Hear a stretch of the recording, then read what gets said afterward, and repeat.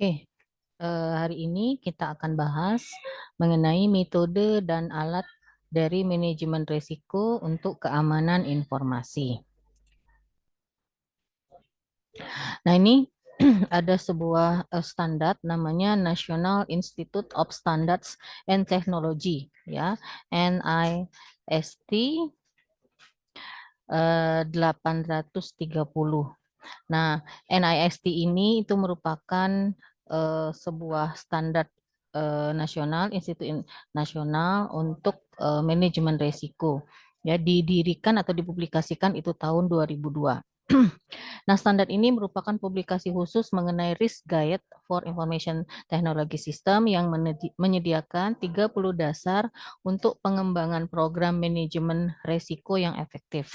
Ya, dapat digunakan untuk menilai dan memitigasi risiko yang teridentifikasi di dalam suatu sistem teknologi informasi karena mengandung definisi-definisi dan arahan praktis yang dibutuhkan.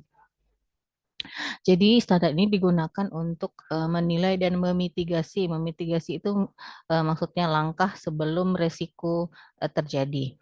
Ya, seperti itu. Nah, apa tujuan dari standar ini? Itu untuk membantu organisasi dalam mengelola risiko teknologi informasi menjadi lebih baik. Ya, kerangka kerjanya itu menyediakan informasi dengan menyeleksi kontrol keamanan informasi yang efektif secara biaya sehingga dapat digunakan untuk memitigasi risiko, untuk memberikan perlindungan bagi informasi penting, sistem informasi, dan pembawa informasi tersebut. Jadi tugasnya atau tujuannya supaya organisasi atau perusahaan yang ada saat ini risiko teknologinya itu kita bisa minimalkan, ya, kita bisa minimalkan. Nah, ada 3 aktivitas dari proses manajemen risiko berdasarkan standar NIST 830.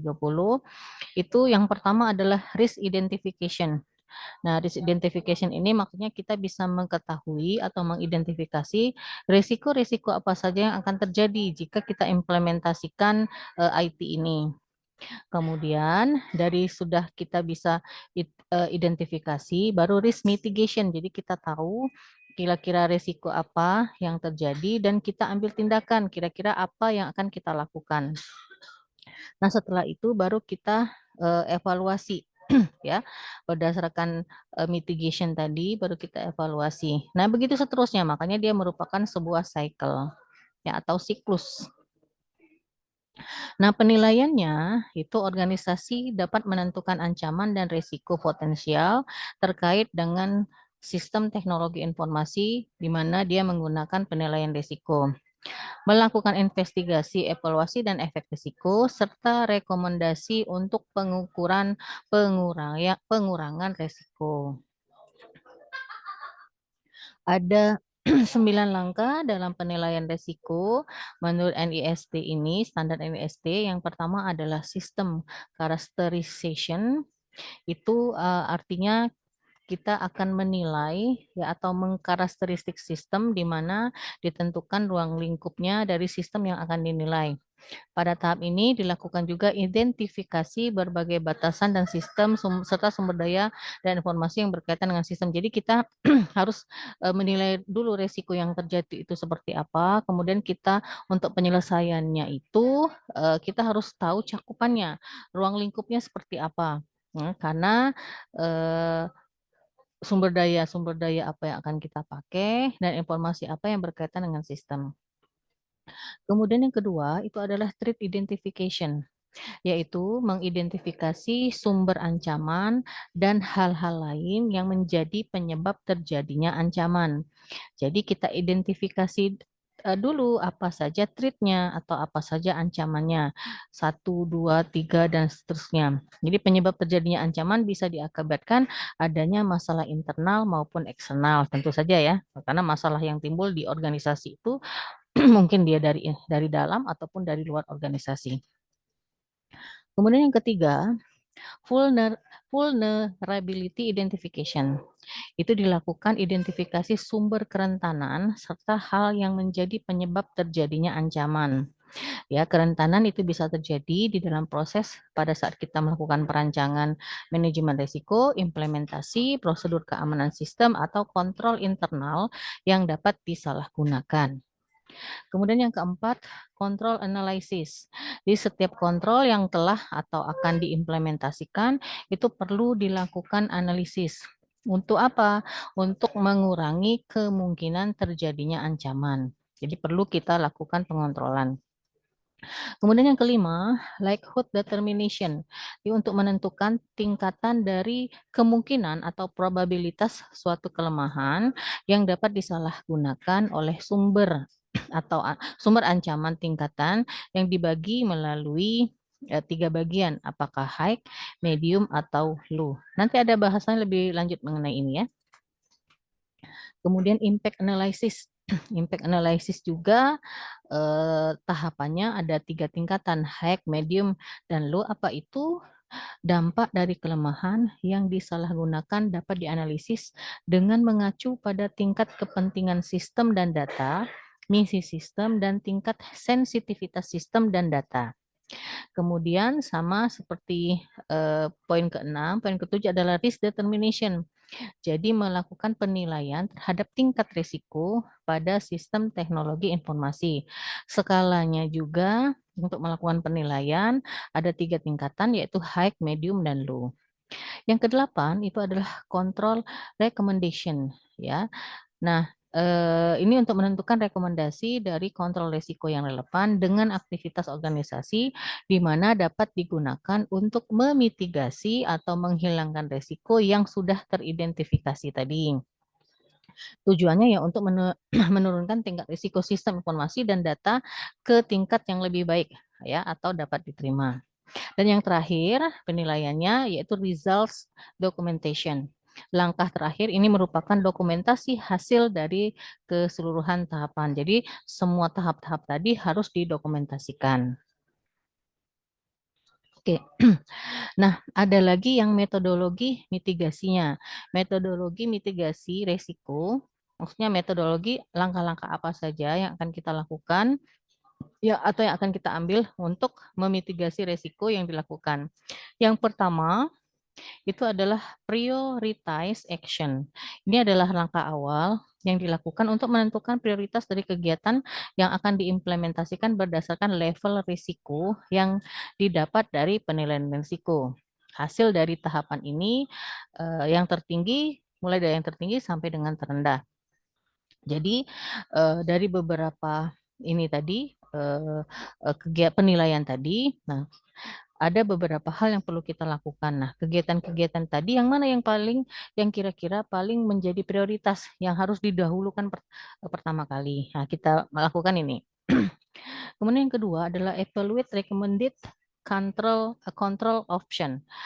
Dilakukan analisis terhadap aktivitas efektivitas dari rekomendasi kontrol dengan tujuan untuk memilih kontrol yang sesuai dan berhubungan agar dapat mengurangi risiko. Dan yang ketiga itu adalah conduct cost benefit analysis. Itu dilakukan analisis cost benefit, jadi kita tahu hitung-hitungannya gitu ya, dana dan keuntungannya seperti apa dari rekomendasi kontrol yang digunakan untuk membantu pihak manajemen dalam membuat keputusan kontrol apa saja yang akan digunakan dengan melihat kontrol yang memiliki biaya yang paling efektif. Yang keempat, metodologinya select control ya. Select control itu langkahnya bisa dilakukan analisis biaya ya. Kemudian langkah selanjutnya dengan memilih kontrol-kontrol yang akan dipakai dengan menggabungkan aspek operasional, kontrol manajemen dan teknis untuk memastikan keamanan sistem teknologi informasi dan keamanan perusahaan. Yang kelima itu adalah sign of responsibility. Jadi memilih orang-orang yang tepat ya, yang memiliki skill atau keahlian dan keterampilan yang tepat untuk melaksanakan kontrol yang dipilih pada saat dia diidentifikasi dan bertanggung jawab terhadap tugas-tugasnya. Jadi kita harus tahu siapa yang akan memanajemen risiko ini. Kita harus pilih orang-orangnya yang tepat seperti itu. Kemudian yang ketujuh itu adalah develop a safeguard implementation plan. Nah, ini dilakukan dalam pengembangan suatu action plan yang terdiri dari informasi mengenai risiko, rekomendasi kontrol, prioritas kegiatan, kontrol yang dipilih, sumber daya yang diperlukan, daftar tanggung jawab personil dan tim, tanggal mulainya kapan, selesainya kapan, pada saat implementasi, dan kebutuhan pemeliharaan. Kemudian yang ketujuh, itu adalah implement selected controls. Ini merupakan tahap akhir pada saat implementasi kontrol yang telah dipilih untuk atau yang telah dilakukan. Nah, kemudian dilakukan evaluating resiko. Di sebagian besar organisasi, jaringan akan terus diperluas dan diperbaharui, komponennya berubah, kemudian aplikasi dari perangkat lunaknya juga diganti atau diperbaharui dengan versi yang lebih baru. Jadi, setelah dilakukan manajemen risiko, kita bisa mengevaluasi kira-kira yang mana yang akan kita ubah berdasarkan risiko-risiko yang terjadi. Kemudian selain itu, perubahan personil juga akan terjadi dan kebijakan keamanan cenderung berubah seiring waktu. Ini maksudnya mungkin saja karena kita risikonya kita tahu, aktor atau user yang melakukan kegiatan tersebut bisa saja berubah gitu karena tergantung dengan kebijakan dari keamanan. Kemudian yang berikutnya adalah perubahan ini berarti bahwa resiko-resiko baru itu akan muncul ya, dan resiko-resiko yang sebelumnya dikurangi dapat kembali menjadi perhatian ya, otomatis ya.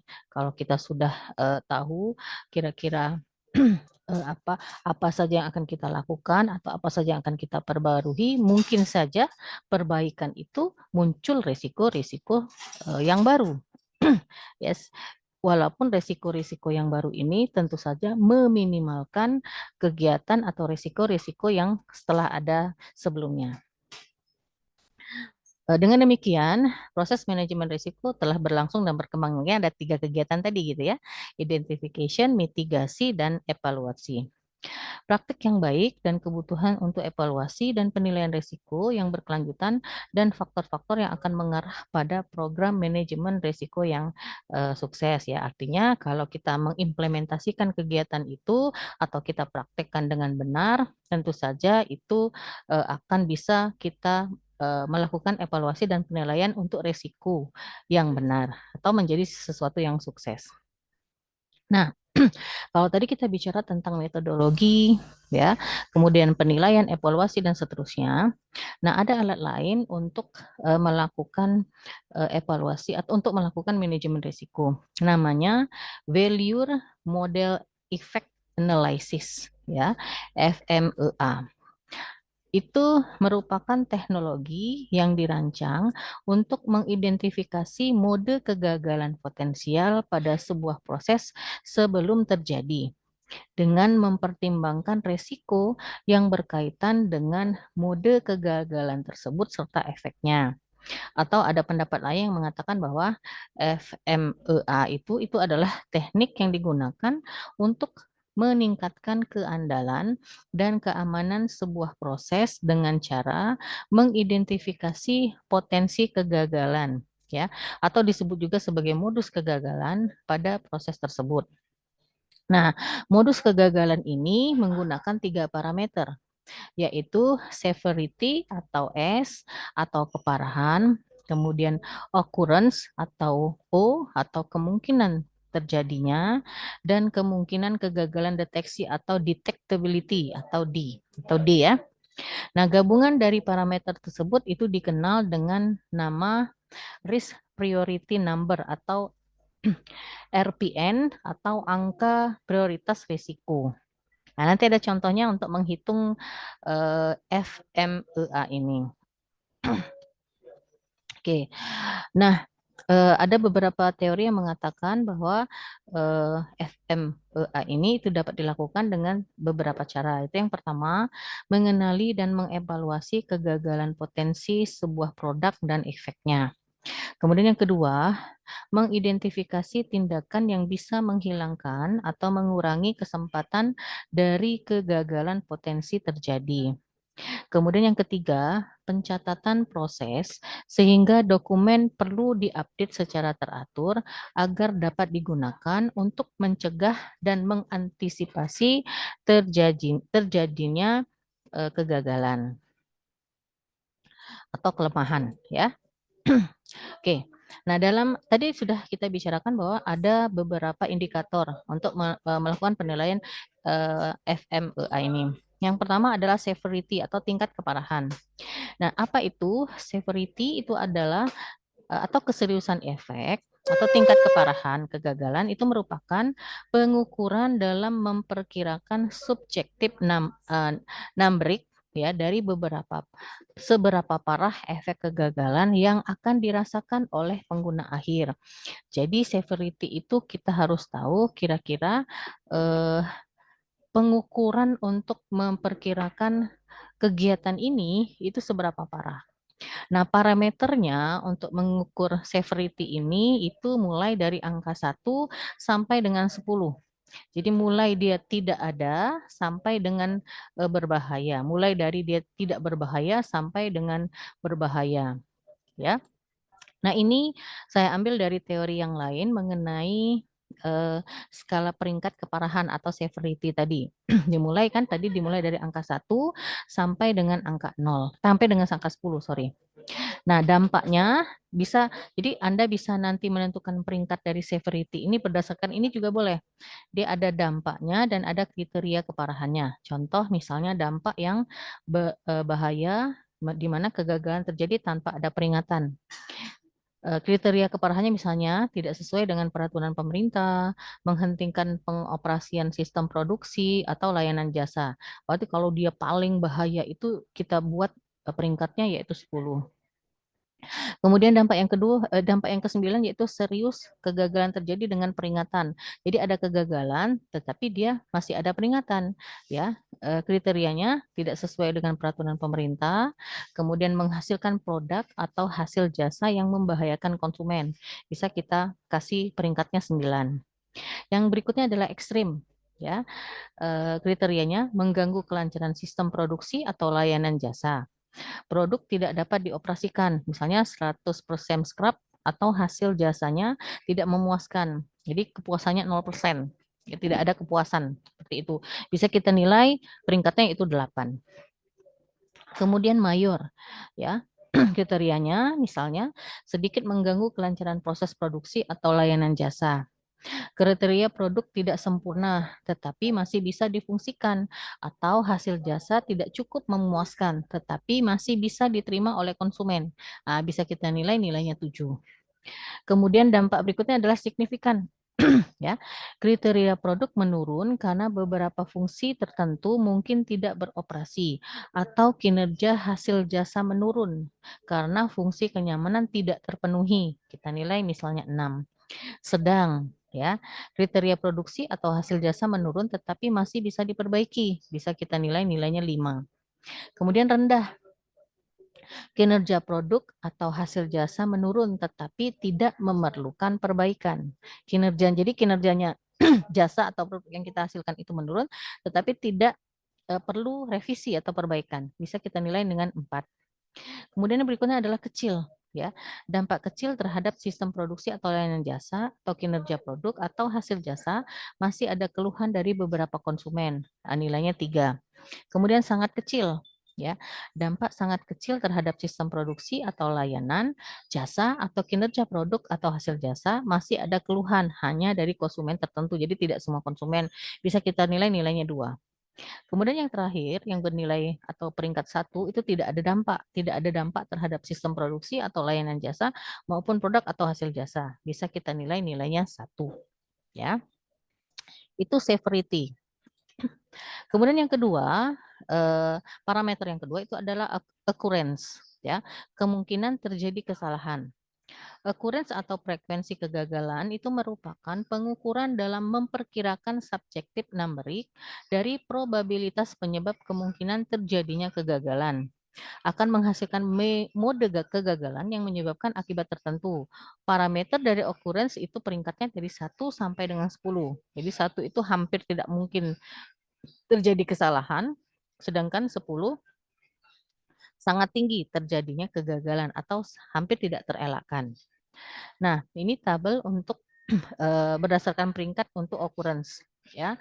Untuk 10 peluang terjadinya kegagalan itu sangat tinggi dan ekstrim. Kegagalan hampir tak terhindarkan. Jadi tidak bisa kita hindari lagi, bisa kita nilai, bisa juga nilainya misalnya tingkat kemungkinan kegagalannya dari 1 sampai dengan 2.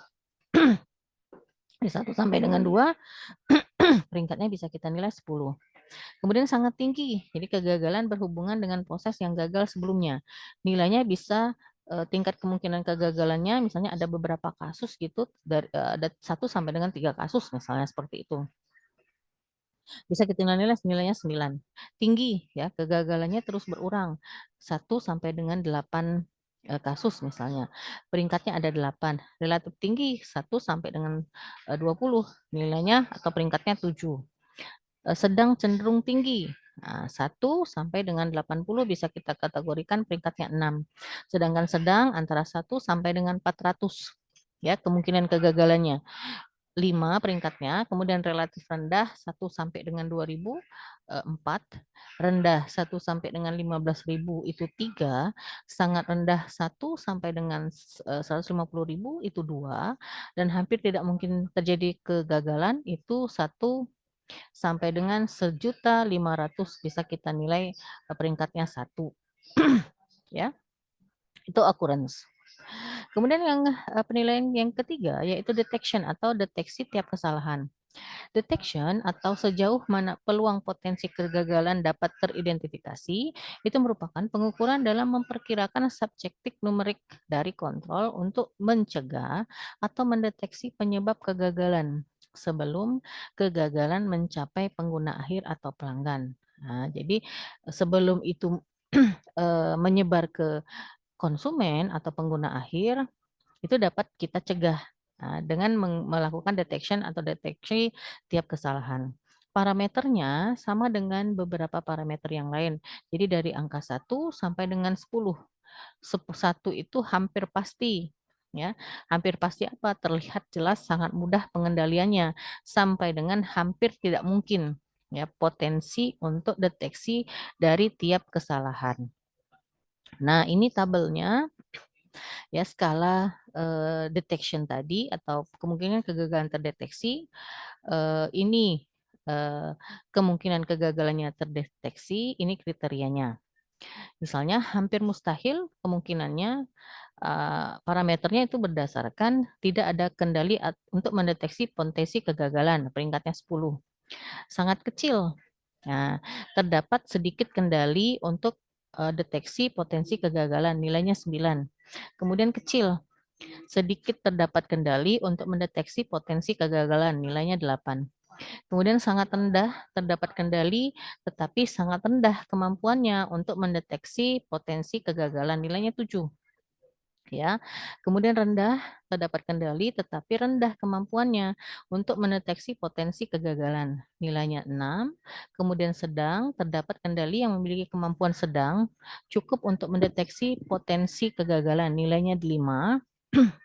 Kemudian agak tinggi, terdapat kendali yang memiliki kemampuan sedang cenderung tinggi untuk mendeteksi potensi kegagalan, nilainya 4 atau peringkatnya 4. Tinggi ya, terdapat kendali yang memiliki kemampuan tinggi untuk mendeteksi potensi kegagalan, nilainya 3. Kemudian kemungkinan kegagalannya sangat tinggi, terdapat kendali yang memiliki kemampuan sangat tinggi untuk mendeteksi potensi kegagalan, nilainya 2. Dan hampir pasti kendali hampir pasti dapat mendeteksi potensi kegagalan, ya nilainya 1. Kemudian, nah dari penilaian atau parameter tadi, baru kita bisa hitung risk priority number atau RPN. Nah, RPN itu adalah hasil ukuran yang digunakan ketika menilai resiko untuk membantu mengidentifikasi critical failure modes atau mode kegagalan kritis itu terkait dengan sebuah sistem yang mana di dalamnya kita sudah melakukan desain atau proses. Nilai RPN itu berkisar dari 1, artinya 1 itu sudah terbaik gitu. Ya, levelnya sudah tinggi hingga 1000. 1000 itu sudah absolut terburuk, sudah sangat-sangat buruk. Nah, untuk menghitung RPN ini rumusnya ya. Di mana severity ya, severity yang sudah kita bahas tadi, dikali dengan occurrence dan dikali dengan detection, dapatlah RPN. Nah, ini kategorinya. Di kalkulasi RPN-nya kalau dia kurang hasilnya ya, hasil dari perkalian tadi, kalau dia kurang dari 20, maka levelnya very low. Kurang dari 80 low, kurang dari 120 medium, kurang dari 200 namanya high, artinya antara 121 sampai 200 itu high ya. Lebih dari 200 itu very high. Ya, jadi ini adalah klasifikasi level risiko itu berdasarkan RPN.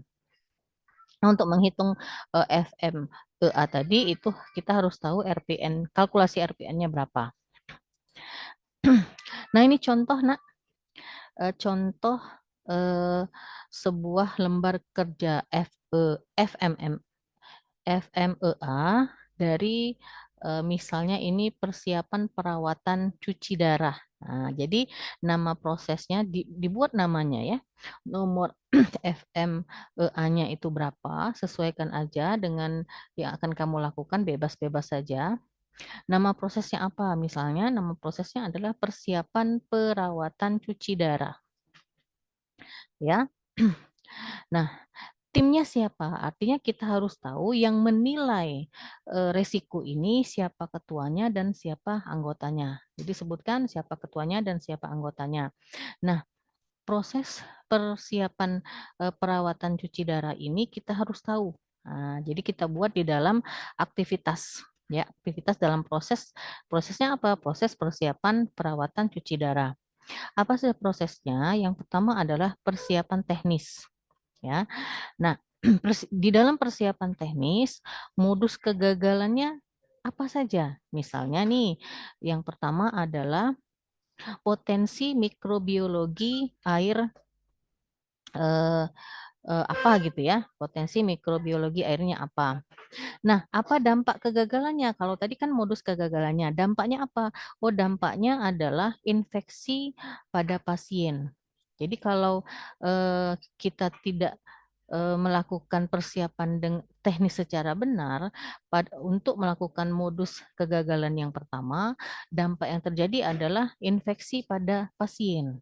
Oke, berarti kalau kita hitung severity-nya atau peringkat keparahannya, kita buat nilainya misalnya 10. Karena gagal gitu. Kenapa gagal? Karena pasien bisa terinfeksi. Oke. Nah, terjadi kemungkinan peringkat terjadinya kemungkinan ini tadi yang O berapa misalnya? Oh, 9. Karena gagal gitu ya. Peringkat terjadinya kegagalan deteksi, kita bisa mendeteksi itu apa? Oh, di poin yang ke-6.